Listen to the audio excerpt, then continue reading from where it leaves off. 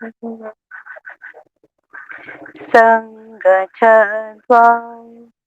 संवदध्वं संवो मनांसि जानताम् देवा भागं यथा पूर्वे संजनाना उपासते। सभी मिलकर चले, मिलकर बोले, सभी ज्ञानी बने, अपने पूर्वजों की भांति हम कर्तव्य के मानी बने। ओम। सभी को सादर नमस्ते। आप सभी का स्वागत है आज की कक्षा में। जैसा कि आप सभी को पता है कि हम पिछले 2-3 दिन से ऑनलाइन मेथड्स पढ़ रहे हैं और आज ऑनलाइन मेथड्स के ऊपर जो है कुछ क्वेश्चंस देख लेते हैं।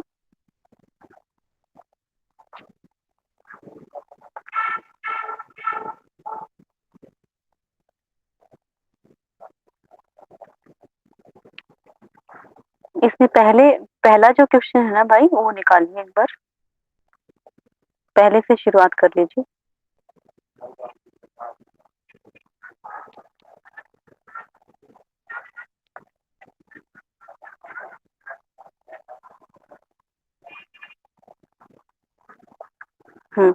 इसमें है ICT can be used at both school and higher education levels for.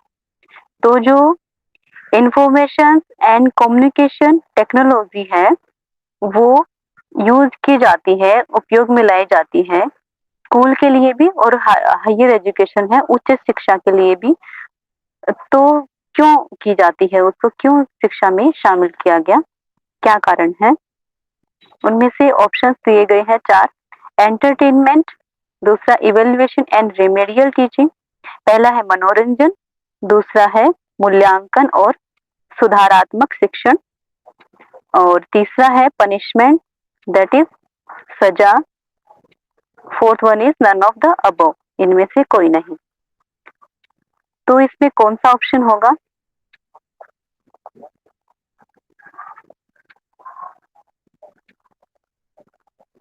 Reply करें आप जो भी है कक्षा में।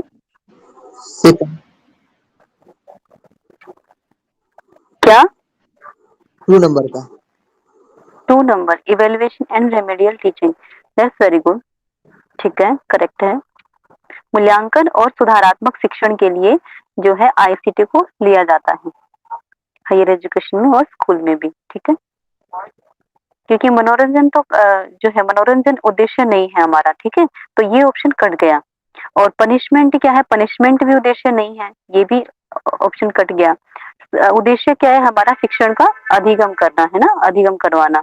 और अधिगम कैसे होगा? मूल्यांकन और रेमेडियल टीचिंग जो है अधिगम में फैसिलिटेट करती हैं, ठीक है। नेक्स्ट चलेंगे।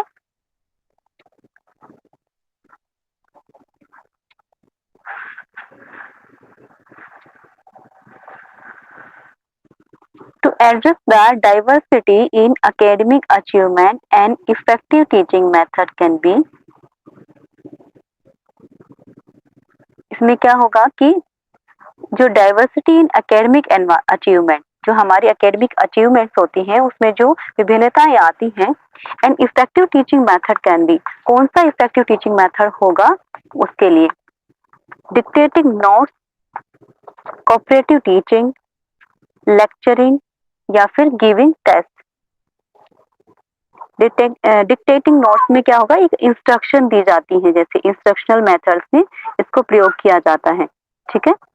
और फिर उसमें कोऑपरेटिव टीचिंग, जो सहयोगात्मक जो शिक्षण होता है ये इसमें आ जाता है। फिर है तीसरा है लेक्चरिंग के लिए, जो लेक्चर है वो भी इंस्ट्रक्शनल जो है डायरेक्टिव जो टीचिंग होती है, इंस्ट्रक्शनल जो टीचिंग होती है उसके लिए है, अनुदेशात्मक शिक्षण के लिए। और फिर गिविंग टेस्ट, उनको टेस्ट देना। तो वो एकेडमिक अचीवमेंट्स है वो किस जो है शिक्षण कैसे प्रभावित होता है, किस मेथड से?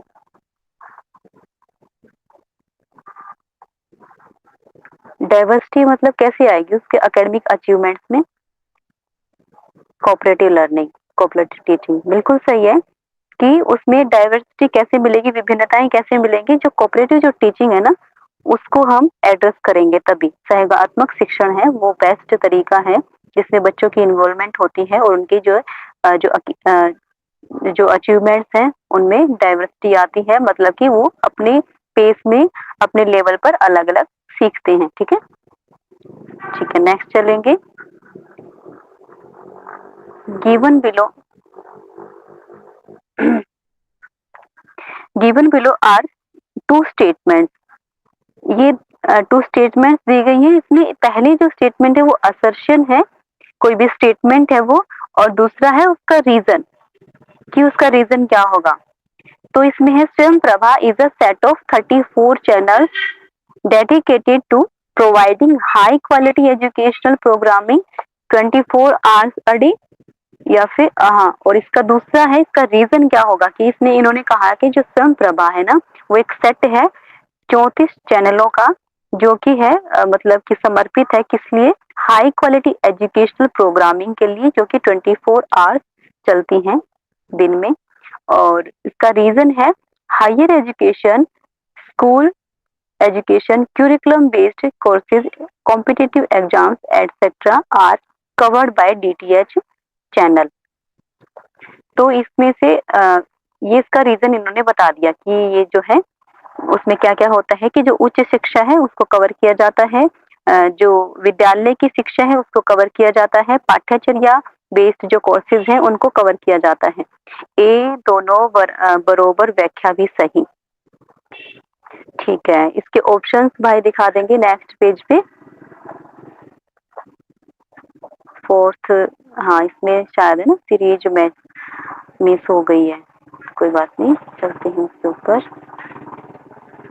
जहाँ से आपने जो सबसे पहले निकाला था उसी में है ये, सबसे पहले जो आपने निकाला था। हाँ ठीक है, इसमें थोड़ा सा आपको जो है पिक्चर क्लियर नहीं नजर आ रही होगी, लेकिन आप समझ सकते हो उसको, थोड़ा सा ध्यान से करेंगे तो, है ना। जूम ये अपने आप ही कर लेंगे भाई, जो अपने अपने जो सिस्टम है डिवाइसेस में।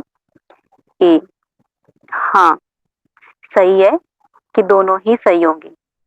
ठीक है, बिल्कुल सही पुंडलिक सर। इसका मतलब ये है कि आपने पढ़ा था, है ना, क्योंकि हमने कक्षा में जो है 32 चैनल्स बताए थे और 34 को आपने ठीक किया है, इट मीन्स आपने इसको रीड किया है इस टॉपिक को। ठीक है, ministry of education, government of India Swayam platform for offering MOOCs has how many quadrants for designing courses. तो जो शिक्षा मंत्रालय है उसके द्वारा, गवर्नमेंट जो है गवर्नमेंट ऑफ इंडिया के द्वारा कितने क्वाड्रेंट्स लिए गए हैं, ये है 4 क्वाड्रेंट्स। ठीक है, बहुत अच्छे। कौन कौन से हैं कोई क्वाड्रेंट, वो भी बता दें आप, कौन कौन से क्वाड्रेंट हैं।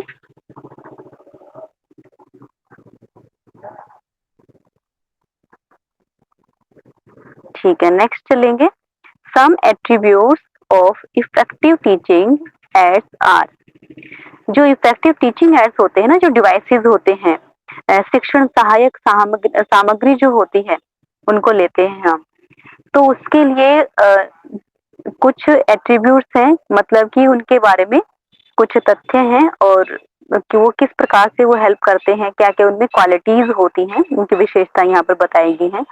तो जो इफेक्टिव जो प्रभावी शिक्षण एड्स होते हैं वो कौन से होते हैं, उनमें कौन सी क्वालिटीज होती हैं। इसमें 5 क्वालिटीज दी गई हैं और उसके आधार पर जो है ऑप्शंस दिए गए हैं। तो भाई इसको थोड़ा सा ऊपर कर देंगे आप, हल्का सा, हाँ, अब ताकि ये पूरा, थोड़ा सा इसको जूम आउट करें, जूम इन करें, इसको जूम इन। हाँ, अब ये सही दिखाई दे रहा है। तो आप लोगों को जो देखना है आप अपने ही डिवाइस में इसको जूम कर सकते हैं।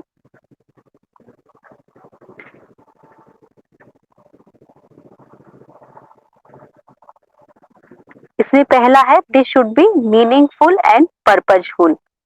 वो सार्थक होने चाहिए और एक उनका पर्पज होना चाहिए कि उद्देश्य आधारित होने चाहिए। ठीक है, दूसरा है they should be accurate in any respect. वो किसी भी रिस्पेक्ट में एक्यूरेट होने चाहिए। फिर इसका है they should be kept in teachers room. वो टीचर्स के जो है शिक्षक के रूम में रखे जाने चाहिए वो टीचिंग एड्स। और जो डिवाइसेस हैं, दे शुड बी सिंपल, वो सरल होने चाहिए। नेक्स्ट है दे शुड बी इनएक्सपेंसिव, वो सस्ते भी होने चाहिए, ज्यादा खर्चीले नहीं होने चाहिए। ठीक है। फोर्थ, 1 2 4 5। ठीक है, बिल्कुल सही बताया है पुंडलिक सर आपने, जी मैम। क्योंकि बिल्कुल सही। टीचर तो घर में नहीं रख सकता ना, होम में, तो उसको छाट के नहीं, बाकी घर में नहीं नहीं, ये घर के रूम की बात नहीं की गई यहाँ पर। यहाँ पर जो शिक्षक का जो रूम होता है ना, कॉमन हाँ हाँ। रूम कह लीजिए, शिक्षक का जो रूम होता है वहां पर उसके उसके लिए बात की गई है यहाँ पर। जी। तो भी बच्चों को पढ़ाने के लिए वो रहती है ना, तो उसमें नहीं हम्म रख। हम्म हम्म। भाई उसको ना पीडीएफ में चेंज करने की आवश्यकता नहीं है, उस उसको आप अपने स्क्रीन से ही, व्हाट्सएप से ही दिखा सकते हैं। कुछ और क्वेश्चंस भेजे गए थे, उनकी पीडीएफ नहीं बन पाई, तो उसके लिए अभी अभी आप प्रयास ना करें भाई, वो व्हाट्सएप पे आप सीधा दिखा सकते हैं, वो क्वेश्चंस क्लियरली शो हो रहे हैं।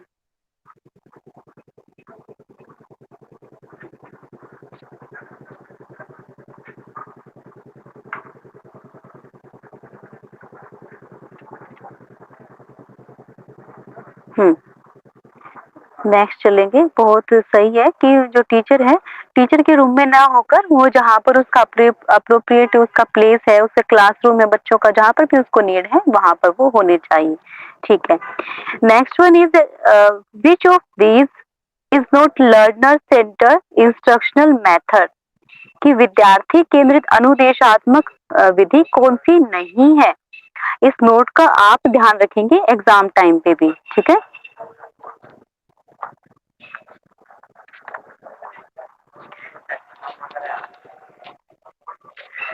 आप इसको देखें एक बार।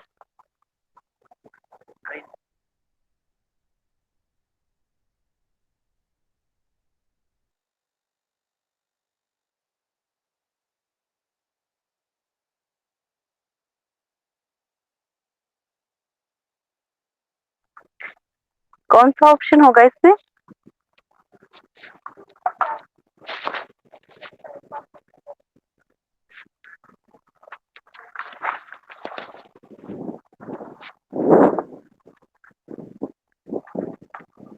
देखिए, first option is greater autonomy of learner, कि जो शिक्षार्थी है उसकी ग्रेटर ऑटोनॉमी होगी, उसी का जो है उसकी सेंटर होगी। और सेकंड वन इज लर्निंग ये तो होगा एक्टिविटीज आर फैसिलिटेड। कौन सा? ये फर्स्ट तो होगा मैम, ग्रेटर ऑटोनॉमी फर्स्ट। तो होगी। ठीक ठीक है। है। हाँ, और नहीं, लर्नर इसका एक्टिविटीज का आंसर आंसर बता दीजिए आप बस। मैम थर्ड होगा आंसर। लेस बिल्कुल ऑटोनॉमी सही। And less engagement of the engagement, engagement. जी, मैं स्पेलिंग थोड़ा सा होंगी। नॉट। एंगेजमेंट। यस यस हाँ यस। ये हाँ, ये नेगेटिव नोट है सेंस ना। में है ना, इसलिए होगा ये। हाँ हाँ, नेगेटिव सेंस में। हाँ, इस नोट का हाँ है ना, हाँ। नोट हम मिस कर देते हैं एग्जाम में भी, इसका ध्यान रखना है। बिल्कुल। ठीक तो है। ये क्या है? Less autonomy and less engagement of learner, कि जहाँ पर जो शिक्षार्थी है, जो विद्यार्थी है, उसकी लेस ऑटोनॉमी होगी, मतलब कि उसको स्वतंत्रता नहीं दी जाएगी, जहाँ पर उसकी लेस एंगेजमेंट होगी, उसको इन्वॉल्व भी नहीं किया जाएगा एक्टिविटी में, तो वो क्या है, वो लर्नर सेंटर नहीं होगी। ठीक है। और इसमें दूसरा है option, learning activities are facilitated by teachers, तो टीचर उसको फैसिलिटेट करेंगे, फैसिलिटेट कर रहे हैं। ठीक है, ये शब्द है ना, नोट करने लायक है, कि वो मात्र फैसिलिटेट कर रहे हैं, उनको सहायता प्रदान कर रहे हैं, वो वहां पर ऑथोरिटेटिव रोल नहीं निभा रहे हैं। तो यहाँ पर यदि ऑथोरिटेटिव आ जाए तो तब भी वो गलत हो जाएगा, वो ऑप्शन भी। ठीक है, ये फैसिलिटेट कर रहे हैं टीचर, तो ये भी ठीक होगा। नेक्स्ट है फोर्थ में, many possible solutions to a problem is expected of learners, कि जितने भी पॉसिबल सॉल्यूशंस हैं एक प्रॉब्लम के, वो बच्चों से उम्मीद की जाती है, बच्चों से पूछे जाते हैं। ठीक है। यदि यहाँ पर मात्र एक ही हो जाता कि वन पॉसिबल सॉल्यूशन, ठीक है, ओनली वन सॉल्यूशन या फिर one formula to a problem is expected from learner, वो भी ऑप्शन गलत हो जाता। क्योंकि बच्चा जो है अपने जैसे जीन प्याजे है, उन्होंने कहा था कि बच्चा अपना एक लिटिल साइंटिस्ट होता है, वो खुद ही क्रिया करके जो है ज्ञान का निर्माण करता है। ठीक है, तो इसमें क्या है, वो एक सिर्फ एक फॉर्मूले को फॉलो ना करके वो अपने आप ही अलग अलग जो है समाधान बनाता है एक ही समस्या की। ठीक है, तो अगर इसके अपोजिट एक ही होता तो वो भी नोट में आ जाता। ठीक है, नेक्स्ट चलते हैं। थोड़ा सा ऊपर करेंगे भाई इसको। हाँ ठीक है। ठीक है, और आप उसके लिए पीडीएफ के लिए स्लाइड के लिए थोड़ा सा वो ना करें, क्योंकि व्हाट्सएप से ही वो शो हो रही है तो हो जाएंगे उसमें। आईसीटी इनिशिएटिव, आईसीटी जो इनिशिएटिव है और जो उसमें इनिशिएटिव ऑफ एमएचआरडी जो ministry of human resource development से ली गई है, तो वहां से इसमें ये ऑप्शंस दिए गए हैं। दूसरी लिस्ट है उसमें देयर बेनिफिट्स। ठीक है, उसके बेनिफिट्स क्या होते हैं फॉर लर्नर्स एंड रिसर्चर्स, जो हम रिसर्च कर रहे हैं पीएचडी लेवल पर, और जो स्कॉलर हैं वो रिसर्चर के लिए और लर्नर के लिए क्या उसके बेनिफिट्स होते हैं आईसीटी इनिशिएटिव्स के, जो भी उन्होंने आइटम्स ये दिए हुए हैं।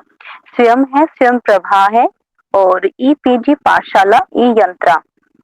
ठीक है, तो इसमें इसके साइड में ऑप्शंस दिए गए हैं, तो कौन सा ऑप्शन कहाँ पर मैच करता है।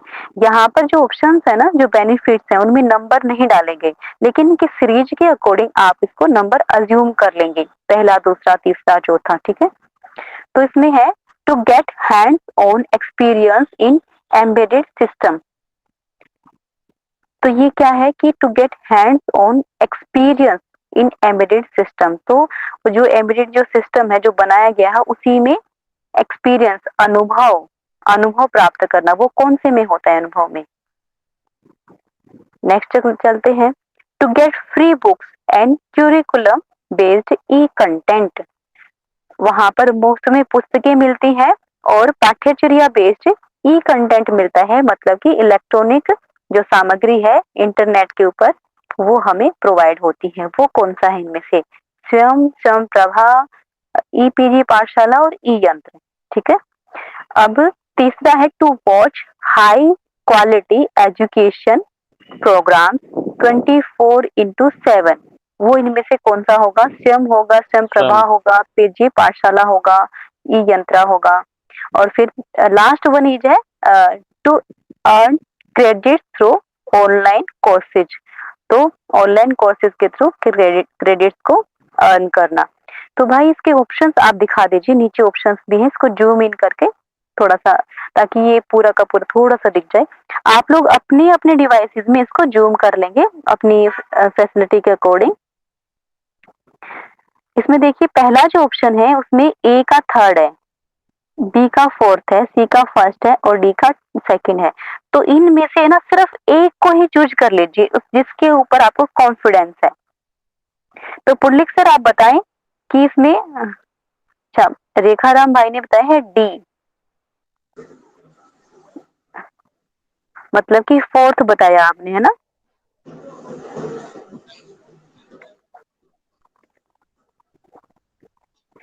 मैम हाँ मैम जी जी, सेकंड होगा। सेकंड होगा, मैम सेकंड होगा ना। सेकंड देखते हैं आपके क्योंकि अकॉर्डिंग, बताए हुए स्वयं अकॉर्डिंग प्रभा का वो 24/7 हाई क्वालिटी, कौन सा है, ये किसके साथ मैच करेंगे इसको। स्वयं प्रभा का सी के साथ। और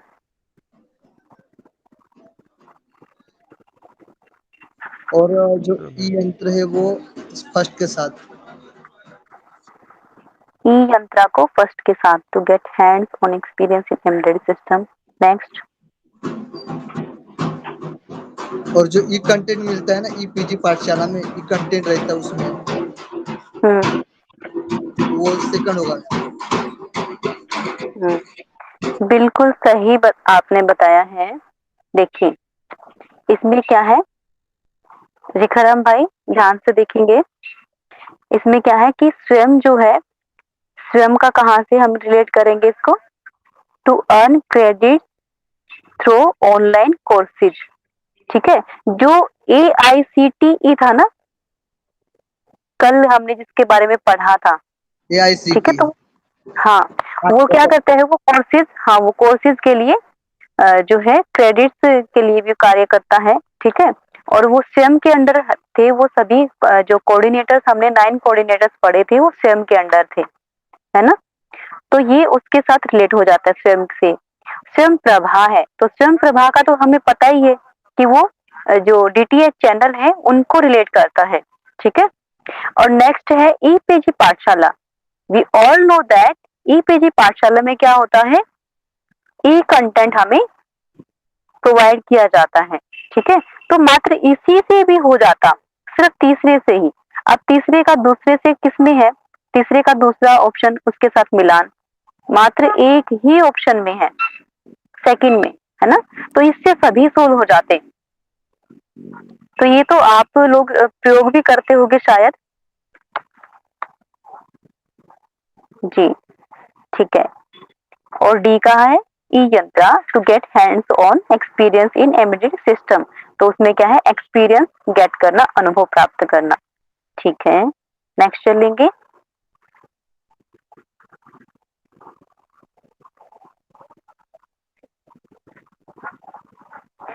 Which of the following is advantage of the lecture method? इसमें जो है आंसर नहीं दिया गया, आप हमें बताएं कि लेक्चर मेथड की एडवांटेजेस क्या क्या होती हैं।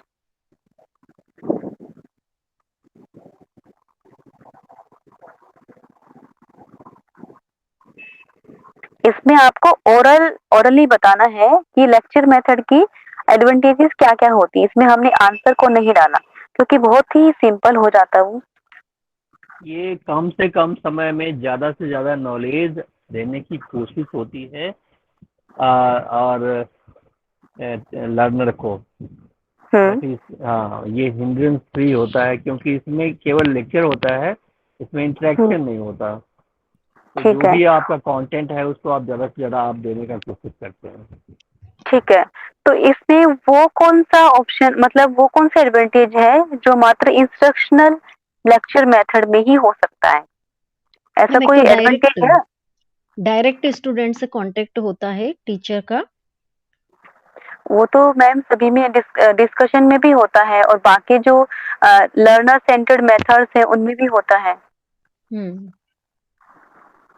बाकी जो मेथड्स में जो फैसिलिटी हमें नहीं मिलती है और इसमें मिलती है, ऐसी कौन सी बेनिफिट है?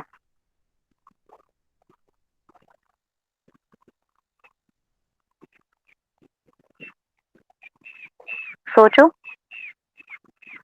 वो है कि ये within a time limit और सीमित समय में it can give instruction to a large group. ठीक है, नंबर ऑफ पीपल, जो बहुत बड़ा जो ग्रुप होता है उसको संबोधित करके भी जो है उनको भी इंफॉर्मेशन प्रोवाइड की जा सकती है उसी थोड़े से समय में ही। ठीक है, ये इसकी ऐसी एडवांटेज है जो बाकी मेथड्स में हमें नहीं मिलती है। Clear? Yes ma'am.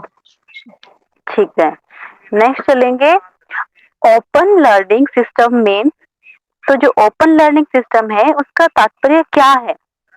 First one is students can take up any number of programs at a time. Students can join any program at any time, or students can join a program at any time, or students can appear in the exam at any time.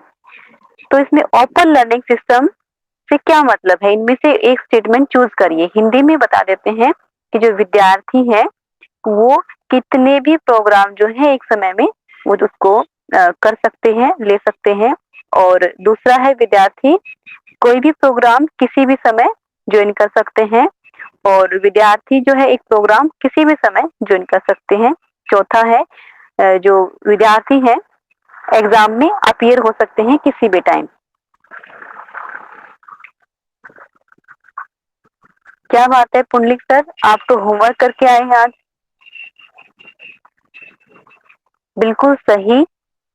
Students can join any program at any time. ठीक है, किसी भी programme को वो join कर सकते हैं। ये ओपन लर्निंग सिस्टम का है। फोर्थ आपने ऑप्शन बताया है, फोर्थ नहीं होगा, क्यों नहीं होगा यह जान लेते हैं।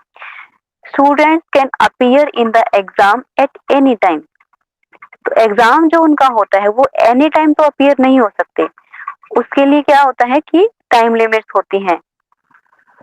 यदि ये जो है ऑनलाइन सिस्टम भी, ऑनलाइन लर्निंग प्लेटफॉर्म्स भी हैं, उनमें भी यदि आप देखते होंगे कि कोई आपने जो है टेस्ट सीरीज में किया होगा, तो उसमें भी टाइम लिमिट होती है कि ये आज रात 8 बजे तक है, ये 9 बजे तक है, ये सुबह तक है, ये सिर्फ एक ही दिन के लिए है ना।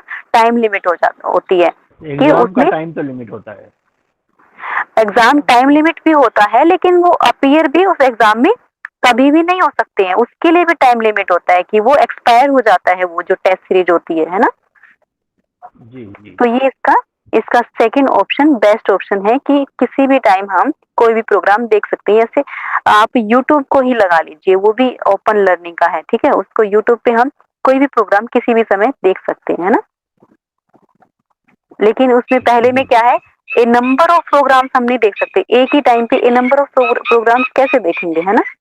Next one is, which of the following techniques of teaching is more suitable for developing creativity in students. तो इनमें से कौन सी टेक्निक जो है सबसे ज्यादा उपयुक्त है बच्चों को के अंदर क्रिएटिविटी या फिर जो है एक संरचनात्मकता विकसित करने के लिए। कौन सी होगी? लेक्चर मेथड होगा, डेमोन्स्ट्रेशन मेथड होगा, फील्ड स्टडी होगी, या प्रूविंग सेल्फ लर्निंग मटेरियल। इनमें से कौन सा होगा? फील्ड स्टडी होगी। यस, फील्ड स्टडी मेरे समझ से होगा, होना चाहिए। ठीक है, आप एक्सप्लेन करें, पहले जानकी एक्सप्लेन करेंगी, बाद में जो है फील्ड स्टडी वाले एक्सप्लेन करेंगे। जानकी जी, रंजना जी, प्रशांत तोमर जी, आप एक बार एक्सप्लेन करें कोई भी आप में से कि fourth why you are saying, why you are clicking to fourth. Learn करेंगे तभी क्रिएटिव बनेंगे। लर्न करेंगे तभी क्रिएटिव बनेंगे। ठीक है, लॉजिक सही लगाया आपने। प्रूविंग सेल्फ लर्निंग मटेरियल, जो सेल्फ लर्निंग मटेरियल है उसको प्रूव करना, उसमें प्रूव करने की फील्ड बात की गई है। फील्ड स्टडी इसलिए होगा कि फील्ड स्टडी में उसको मैक्सिमम उसको चांसेस मिलेंगे लर्न करने के लिए, ठीक है, और ठीक, अपनी एबिलिटी को, अपनी क्रिएटिविटी को दिखाने की। और क्या होगा उसमें कि हैंड ऑन एक्सपीरियंसेस मिलेंगे उसको। ठीक है, यस, हैंड ऑन एक्सपीरियंस भी मिलेगा उसको। हाँ, अपनी गलतियों वो से सीखेगा एक्सपीरियंस वो वहीं करेगा। पर। हाँ हाँ, वो उसको एक्सपीरियंसेस मिलेंगे फील्ड स्टडी में, और वो खुद से एक्सपेरिमेंट करेगा, खुद से एक्सपीरियंस लेगा, और वहां से वो सीखेगा चीजों को। ठीक है, एक तरह से लर्निंग बाय डूइंग प्रोसेस है इसमें फील्ड स्टडी में, तो उसी से जो है क्रिएटिविटी विकसित होती है। ठीक है, और जो फोर्थ क्यों नहीं होगा वो भी जान लीजिए आप। इसमें क्या है, प्रूविंग सेल्फ लर्निंग मटेरियल, जो स्वयं जो अधिगम जो सामग्री है उसको प्रूव करने की बात कही गई है। तो प्रूव करने में तो कोई क्रिएटिविटी नहीं होगी ना, उसको साबित करने की बात की गई है ना। तो साबित करने में तो कोई क्रिएटिविटी नहीं होगी यहाँ पर। जो फील्ड स्टडी है वो उसमें क्या है, सेल्फ लर्निंग है, वहां पे प्रूविंग नहीं है, वहां पे सेल्फ लर्निंग है, क्रिएटिविटी है। चलिए ठीक है,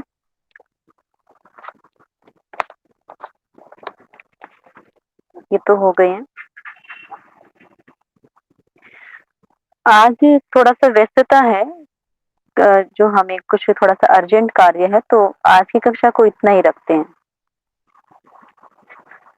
ठीक है, बाकी के जो है नेक्स्ट में करेंगे। Thank you ma'am. Sure welcome. ठीक है, शांति पाठ कर लेते हैं एक बार। सभी कमर गर्दन सीधी करके बैठेंगे, आंखें कोमलता से बंद, हाथ नमस्ते की मुद्रा में या ज्ञान मुद्रा में रख सकते हैं। लंबी गहरी श्वास। ओ